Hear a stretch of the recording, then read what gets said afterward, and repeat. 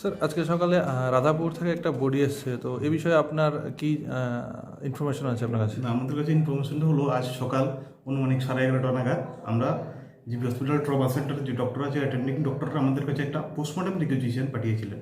তো এই রিকুইজিশনটা আমরা দেখলাম টোটালি আননোন। এই রিকুইজিশনে ছিল একটা আননোন পুরুষ লোকের যুবকের বডি আহত অবস্থায় জিবি হসপিটাল নিয়ে আসা হয়েছিল আজ সকাল 9টা নাগাদ। এরপরে একটা ট্রিটমেন্টে বা ওখানেই মারা গেছে। এরপর এই অনুমানিক 11:30 নাগাদ আমাদের কাছে ইনফরমেশনটা যখন লিখিতভাবে আসে পোস্টমর্টম রিকুইজিশনটা, সে অনুযায়ী আমরা দেখি এই যুবকের দেহটা খুমলুং এরিয়া থেকে ওই সিএসসি থেকে এখানে রেফার করা হয়েছে। এরপরে সঙ্গে সঙ্গে আমরা রিকুইজিশনটা দেখেছি এবং এরপর আমরা সঙ্গে সঙ্গে খুমলুং থানাকে রাধাপুর পিএসকে আমরা জানিয়ে দিয়েছি। স্যার আপনারা বডিটা কি দেখতে পেয়েছেন? হ্যাঁ, বডিটা আমরা এই ছবি আমরা দেখেছি, ওখানে আমাদের স্টাফরা ছিল, বডিটা দেখেছি আমরা।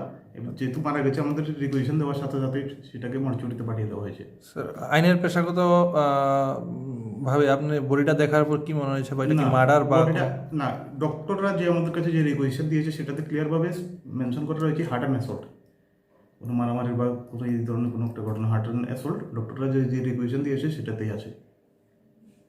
কিন্তু বডিটার কোনো আইডেন্টিফিকেশন আমরা পাইনি, নাম ঠিকানা কিছু? আমরা কিছুই পাইনি, টোটালি আননোন। আমরা সঙ্গে সঙ্গে এই ঘটনাটা রাধাপুর পিএসকে জানিয়ে দিয়েছি। বয়স টয়স কিছু জানা গেছে? অনুমানিক 30, অনুমানিক, টোটালি আননোন, অপরিচিত।